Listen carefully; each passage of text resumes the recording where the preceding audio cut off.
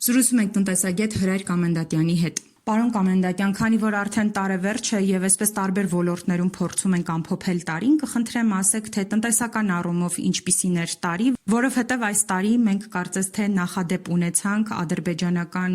ապրանք Հայաստան ներկրելով, հացահատիկ, բենզին, դա որևէ կերպ ազդեց Հայաստանի տնտեսության զարգացման վրա։ Տնտեսական քաղաքականությունը սոցիալական ակաժողովրդական է։ Երկրորդը այդ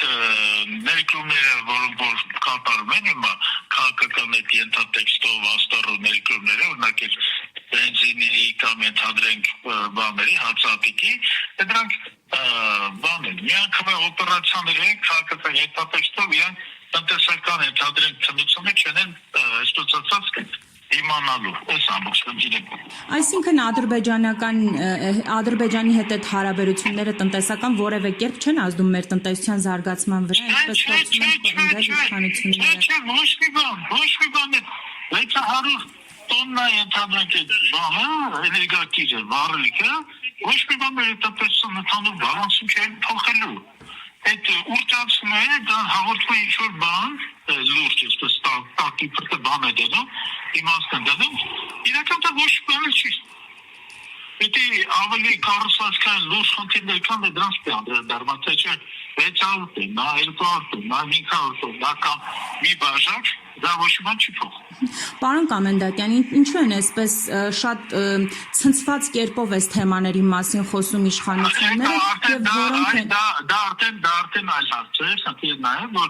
աշխարհական ինչ-որ կենտրոններ կան, որոնց գործակալներն են Հայաստանի Հանրապետություն բանացան բավականին բարձր պաշտոններ, այս անձնավորությունները իրենց հետ իրական ղեկավարների գծած սցենարով փորձում են բեմադրել բարեհաճ ադրբեջանական կեցված, բարեհաճ ադրբեջանական ղեկավարներ, հետադրենք 4000 զոհին մոռացան, Ջերմուկի դիրքերում 228 զոհվածների մոռացան ու հետադրենք Հեյդար Ալիևի լակոտը, դատական գլուխը բարերարի համարի հանդես գալի բարեհաճ Հայաստանին արտոնում ինչ-որ պերտել ապոխել եսի ինչ անել,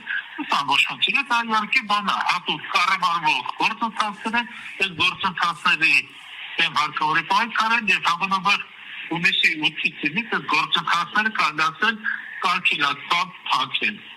Պարոն Կամենդատյան, որոնք են այն լուրջ տնտեսական խնդիրները, որոնք քողարկվում են այս թեմաների ներքո։ Լուրջ խնդիրը թոշակների միզերային այսպես մակարդակի վրա պահելն է, այդ է լուրջ խնդիրը, որ 660,000 քաղաքացի բանի մեջ է, այդ սովամահության եզրինա, չէ, այդ է լուրջ խնդիրը, մնացածները լուրջ խնդիրներ չեն։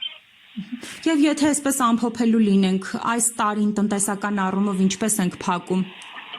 Այս տարին իրանց ցուցանիշներով ոնց որ իրենք ներկայացնում, որը մեծ մասը խափեությունով իրականություն չեն համապատասխանում, մոտավորապես 7.5%-ի տնտեսական ակտիվության ցուցանիշով են ուզում փակեն, իբրև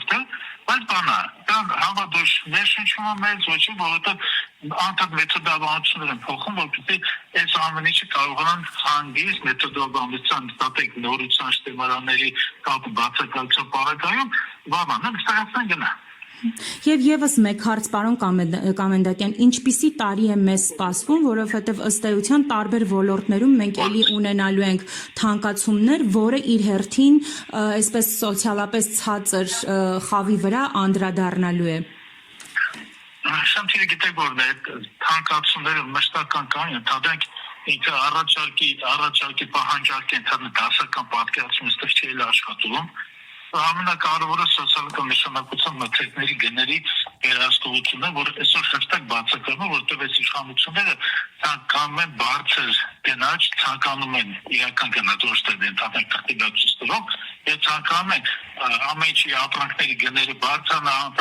որտեղ նրանց ավելի շատ կհավաքեն հարկ եւ միջետային միջոցների ընդհանուր եկամուտների այսպես աճ կարձանագրեն։ Այստեղ լուրջ խնդիրներ կան, էլի։